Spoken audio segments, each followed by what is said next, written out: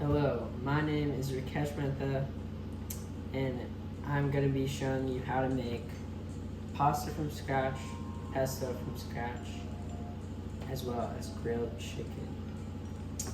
The first step of this process is done the night before you make the pasta and the pesto, and this is how it's done. Hello, it is currently 10:53 p.m.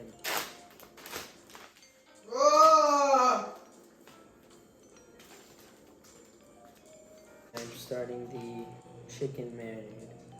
So for this marinade, I'm just using salt and pepper, dried oregano and basil, red pepper, chili flakes, olive oil, and lemon for the juice. So for this, you don't really need a recipe, it's just whatever you think you'd like, whatever you like to do. So I'm just going in with olive oil. This just really helps to bring everything together. Now after this, I was going with salt, pepper, some oregano.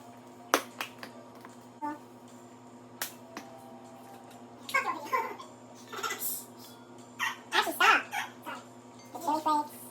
Not too much.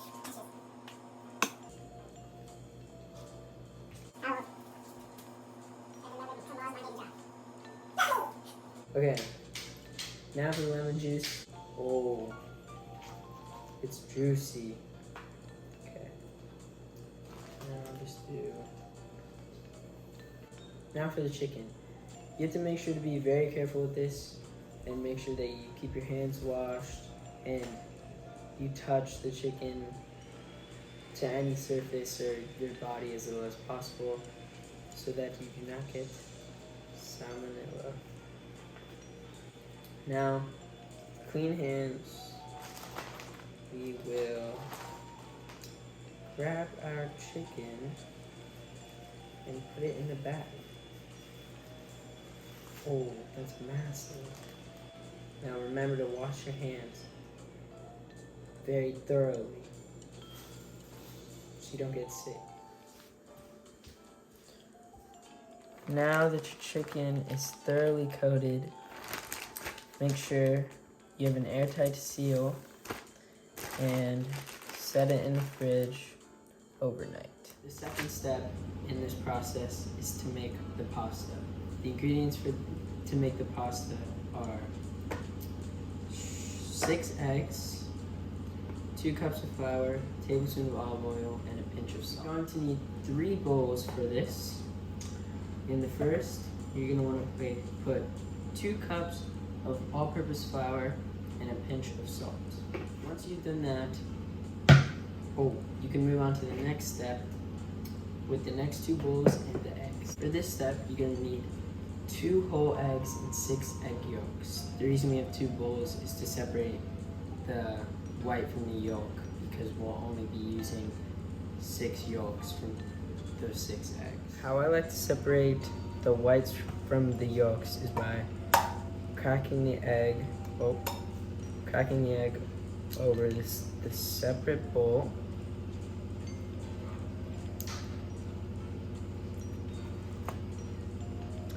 And holding the yolk in my hand and letting the whites drain out in between my fingers.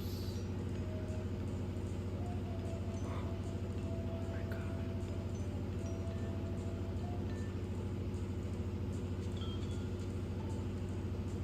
And that's how you do it. Once the eggs are all separated, then you want to add the tablespoon of olive oil, and we can get started on making the pasta dough. When making the pasta dough, you're going to be using your countertop or table, just any flat surface that you have. And before you do that, you want to make sure you clean it, obviously. So I just have a damp towel and with some soap.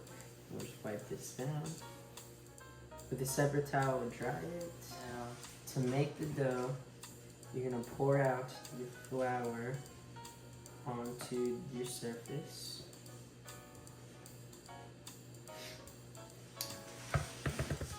And with a spoon or anything that you like, make a well in the center of the flour pie. And then that, we are going to whisk our eggs with the olive oil. Add this into our now. To make the dough, what you're gonna do is slowly incorporate the flour into the eggs and whisk them together. You want to whisk this with a fork until you get a loose dough, and then you can start working on it with your hands.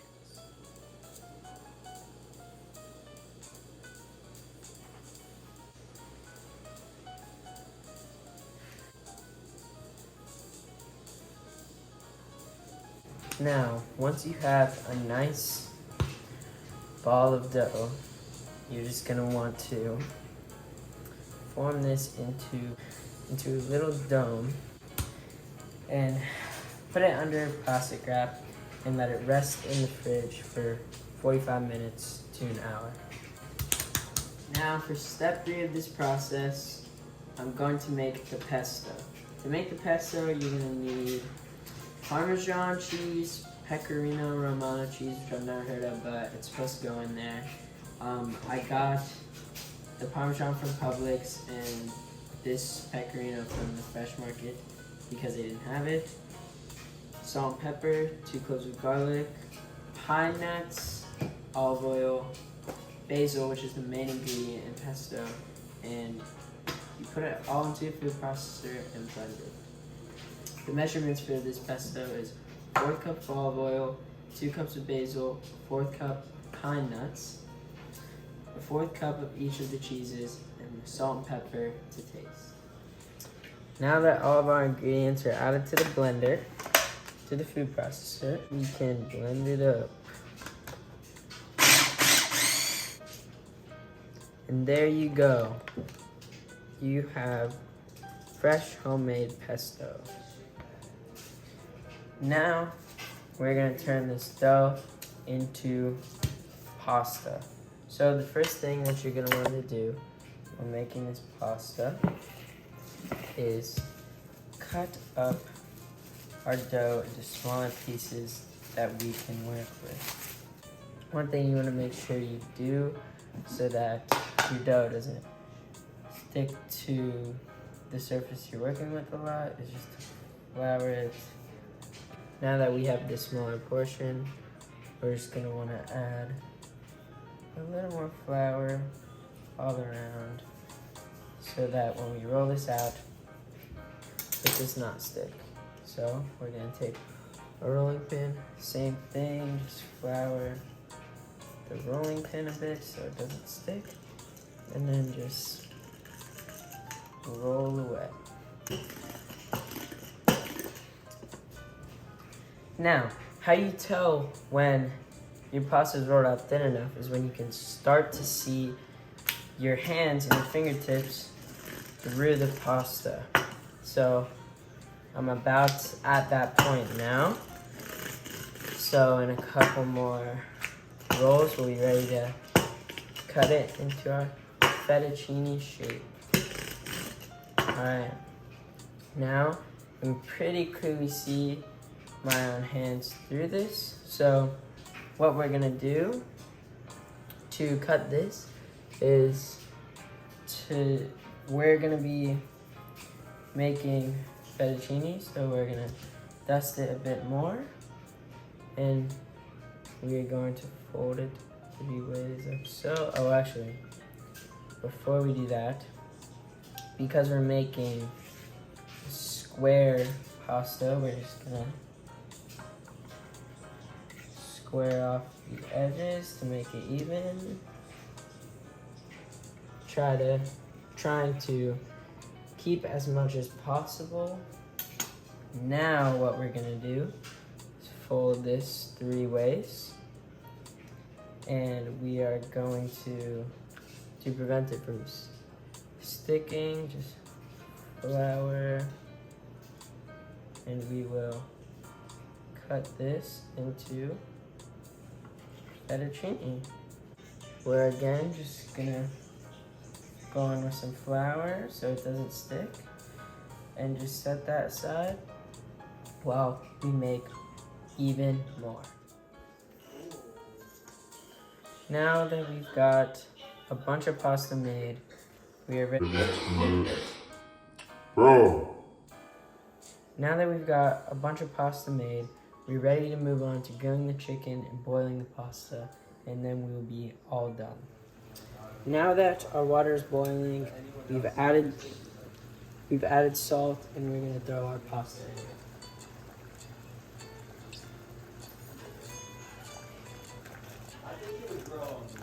Oh, now our pasta is boiling. We are going, and our pan is heated up. We're gonna grab one of these chicken breasts and plop it down. We don't need to add anything to this pan because the olive oil that's already on the chicken.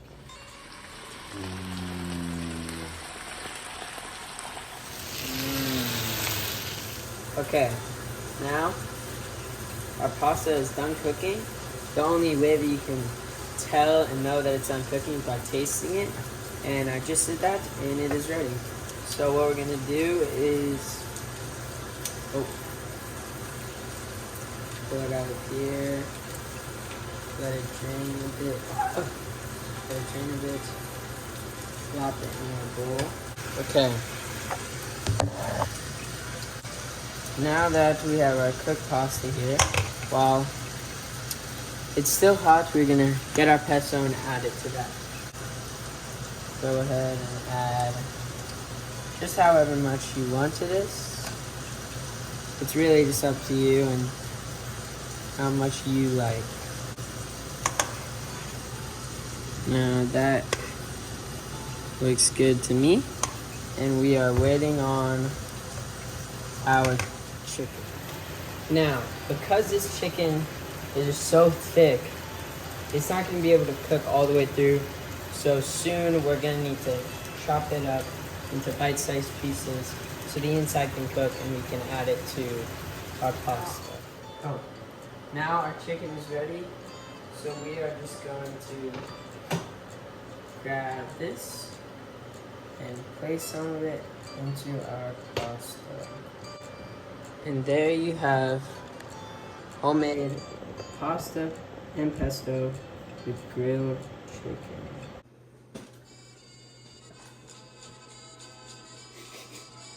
What is the dish?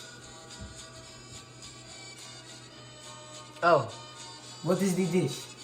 Pesto with chicken. All from scratch, sir. From scratch, huh? Nice wine.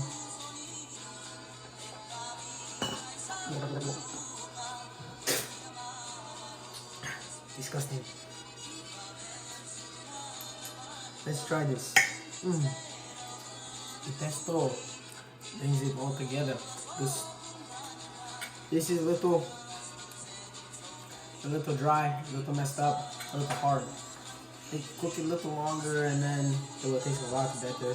But the chicken, I can tell you marinated for about 24 hours. I can tell in the chicken that it's been marinated.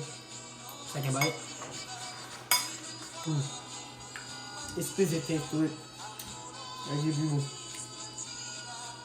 8.7 out of 10.